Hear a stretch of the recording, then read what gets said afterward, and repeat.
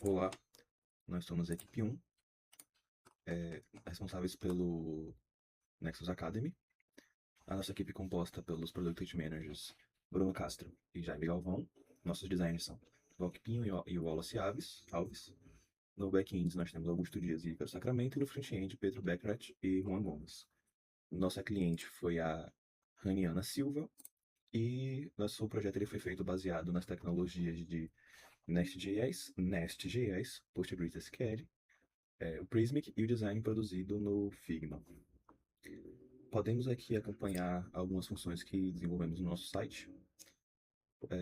Temos a criação de conta sendo realizada com sucesso.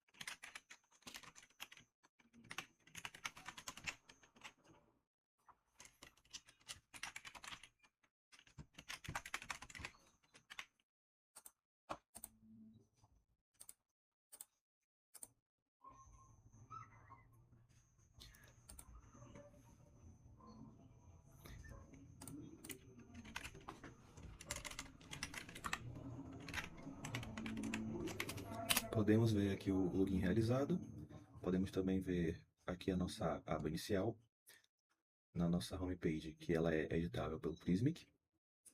A gente consegue também ver as categorias disponíveis, também disponíveis para edição no Prismic, e aqui alguns cursos em destaque. Aqui podemos fazer a compra de um curso. A gente seleciona aqui para adicionar o carrinho, ou a adição pode ser feita diretamente, você abrindo ele e clicando aqui. Aí, após finalizada, clicamos no ícone no canto superior à direita, no nosso carrinho.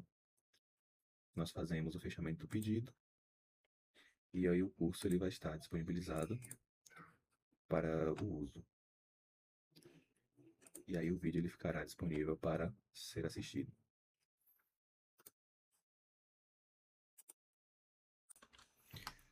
Em seguida, irei demonstrar também usando o aplicativo como um administrador.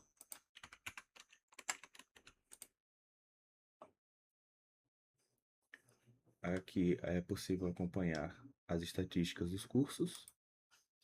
Também conseguimos acompanhar aqui a criação de um novo curso. E nesta tela é feita o cadastro de um novo professor. Oi pessoal, tudo bem? Meu nome é Valk, da equipe de Design. Eu vou falar um pouco sobre nosso projeto final, uma plataforma de cursos chamada Nexus Academy. A gente desenvolveu ela utilizando o Figma, o Figma, os designs do Figma. E vou mostrar um pouco a tela de carrinho, que é uma parte que é aqui onde você compra, onde você demonstra que tem interesse no curso, adiciona ele no seu carrinho e ele fica aqui nessa, nessa página com o total de curso que você quer adquirir, e o subtotal e o botão fechar pedido. Isso foi um design feito com essa paleta de cores mais azul, né, remetendo a um tom mais futurista, né, que foi algo que foi pedido pela cliente nas nossas reuniões.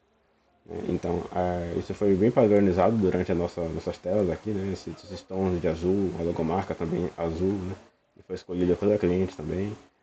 Bom, então, a adaptação dessa tela também para celular, a gente conseguiu colocar todos os itens que tinha na tela de computador para celular, todas as informações foram encaixadas aqui na tela. Então foi uma tela bem tranquila de se fazer. Também tem a tela sobre nós, onde a gente tem aqui um texto explicando aqui sobre a empresa, sobre a plataforma, e temos a logomarca também. Aqui no caso dessa tela não dava todo o texto na versão mobile, então a gente colocou aqui um ler mais aqui, e você faria uma rolagem aqui, né? E ele ia rolar a tela para poder ler. Mas essa aqui no caso seria uma tela mais simples, né, de se fazer, só um texto, mas é sempre bom enfatizar que foi um desenvolvimento bem padronizado, bem feito de acordo com o gosto da nossa cliente. Olá pessoal, eu sou o Juan Gomes, fui um dos desenvolvedores front-end aqui da equipe 1, que participou do projeto Nexus Academy. Eu desenvolvi mais a área do administrador e a área de curso que eu vou mostrar rapidamente aqui. Coisa muito importante aqui foi a componentização dessa área. Então aí o componente do menu lateral, o de busca de categorias, né, de seleção de categorias, que tá todo tipado aqui já. Tem o de busca de instrutores, o de input e tal. Aqui é a página do cadastro de curso, né, com todos os seus funções e utilizando aí as funções de cadastro, de carregar professores, carregar categorias e tal. As categorias são cadastradas via Prismic, então todas essas categorias que aparecem aqui são as categorias que estão aqui no Prismic. Então aqui vendas, finanças, design e tal. São as categorias que estão aqui. E aqui no cadastro professor também, que utiliza, né, as funções de puxar lá o cadastrar professor, perdão.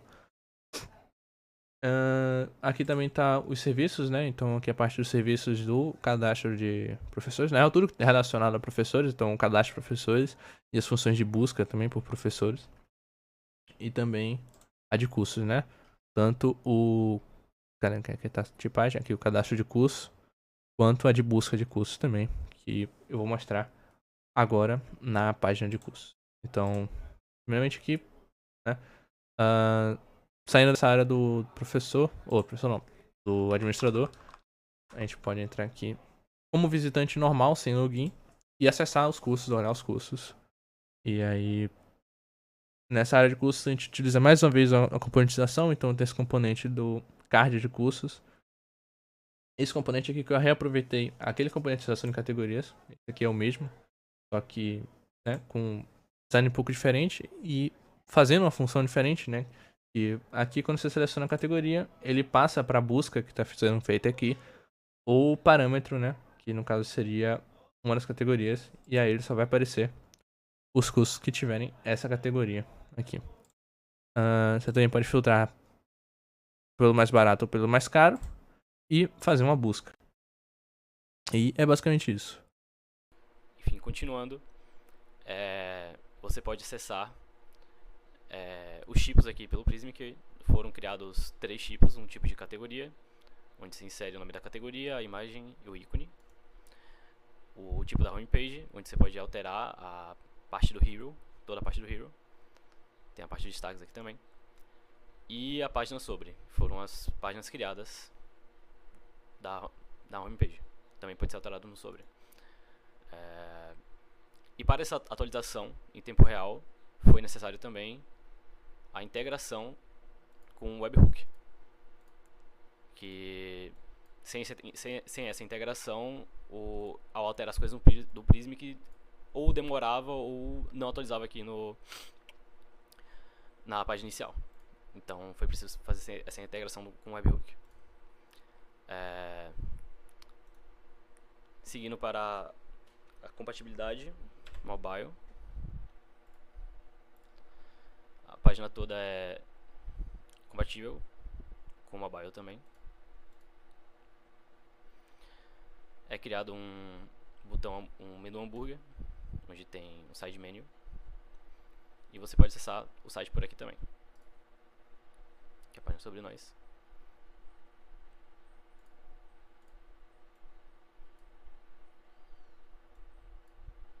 Ele é atualizado em tempo real.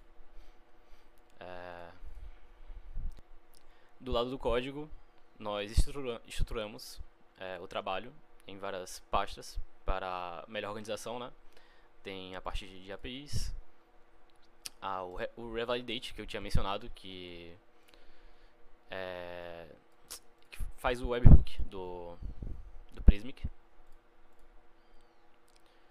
Temos o Globals, Components, parte dos alunos, da Home, as partes que a gente usa no geral também, em vários campos ou em várias páginas. Os esquemas.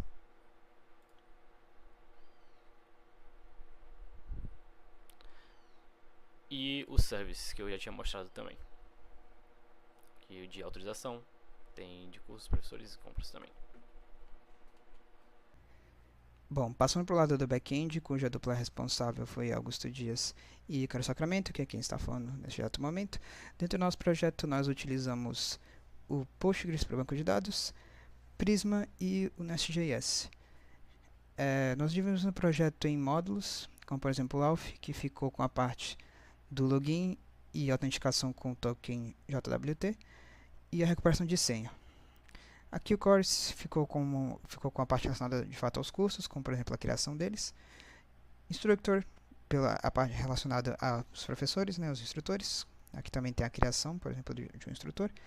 Me, que é um módulo mais responsável pelas ações do usuário. Então, por exemplo, aqui a gente vai ter o carrinho e a adição de cursos ao carrinho.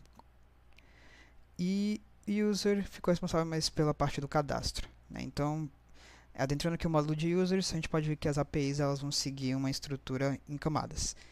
Normalmente em 3 camadas. Cada uma dessas camadas vai ter uma responsabilidade. A primeira camada que nós temos é o controller. Então, aqui no controller, ele vai ser responsável por pegar a requisição HTTP. No nosso exemplo, ele está aqui requisitando, ele está pedindo na requisição create user DTO. E esse create user DTO e outros DTOs, eles nada mais são do que uma forma mais organizada de transferir os dados, né? Por isso que Data Transfer Object. Então, aqui adentrando aqui bem rapidinho, a gente vai precisar de um JSON que tenha essas informações, né? Name, que é um string, e-mail, password, birthday e avatar URL. Passando para a segunda camada, a gente vai ter o service. O service ele vai ser responsável pela lógica da operação e pelas regras de negócio. Um exemplo disso, a gente já pode ver aqui nas primeiras linhas, que se a gente pegar um e-mail que já está em uso, a ação é bloqueada, porque a gente não pode ter alunos com o mesmo e-mail. Aqui um detalhe rápido para o MailTrap, que foi utilizado para o envio de e-mail. Também está presente na parte da recuperação de senha, mas voltando para a explicação das camadas, nós temos a terceira e última camada, que é o repositório. O repositório é quem vai de fato pôr a mão na massa, quem vai de fato fazer a ação e mexer lá no banco de dados ou pegar alguma coisa no banco de dados. No nosso exemplo, a gente está criando um usuário. E voltando para o controller, aqui rapidinho, calma, voltou. Nós temos aqui essa API Operation e API Response, que fazem parte da documentação utilizando o Swagger, né? A documentação ela é bem importante, principalmente para a comunicação com o front-end, para que eles consigam integrar de forma mais fácil o front-end com o back. Então, essas documentações utilizando o Swagger elas ficam renderizadas melhor, dá para enxergar melhor elas aqui no nosso Scalar UI. Então aqui a gente pode ver vários dos endpoints criados, então eles vão ter algumas informações, como por exemplo, no body ele precisa que você envie um e-mail, aqui na parte de esquecer a senha. No create user, né, eu falei que a gente precisava do avatar URL, birthdate, e-mail, name, password. Então aqui também tem algumas respostas e o que cada rota faz, há um resumo do que cada rota faz. E lá embaixo a gente também tem os details aqui, né? Aqui, update user, cadê car entry, create user detail, que eu mostrei anteriormente, e é isso. Bem, a gente viu bastante sobre o nosso projeto até agora, mas é importante a gente ressaltar também como é que foi a base, né, a formação desse projeto. Então, falando um pouquinho sobre metodologia e gestão, nós optamos por seguir o modelo Scrum, né, com sprints semanais, deles assíncronos no Discord, reuniões síncronas aos sábados, né, que foram as nossas weeklies. Fizemos também, é claro, um backlog com 8 épicos que levaram em consideração os 8 módulos, né, disponíveis no escopo do projeto. Então, esses módulos se transformaram em épicos e a gente quebrou esses épicos em 27 histórias que posteriormente deram origem a nossas tasks, né, as nossas tarefas que a gente desenvolvia ao longo de cada uma das sprints. E falando das sprints, foram um total de 4 sprints semanais com planning, review e retrospectiva que a gente vai abordar daqui a pouquinho. Falando nas nossas ferramentas, nós temos o Notion, que foi a nossa principal ferramenta de gestão, né? Então, nele estava contido todas as informações importantes sobre o nosso projeto. Então, os links para as nossas ferramentas que nós estávamos utilizando, juntamente com a disponibilidade dos nossos ambientes virtuais, o planejamento do backlog, o planejamento de cada uma das sprints, as nossas tasks, o calendário contendo todas as informações das nossas weeklies, incluindo algumas atas de reunião com o que foi abordado em cada uma das reuniões, justamente para que os os membros da nossa equipe, mesmo que faltassem por alguma casualidade as nossas weeklies, eles não ficassem perdidos. Então, caso eles não pudessem comparecer nas nossas reuniões, estava lá disponível para eles também uma ata com todas as informações do que foi debatido nessa reunião e do que seria abordado na próxima. E como a gente colocava na prática, né, todo esse planejamento final.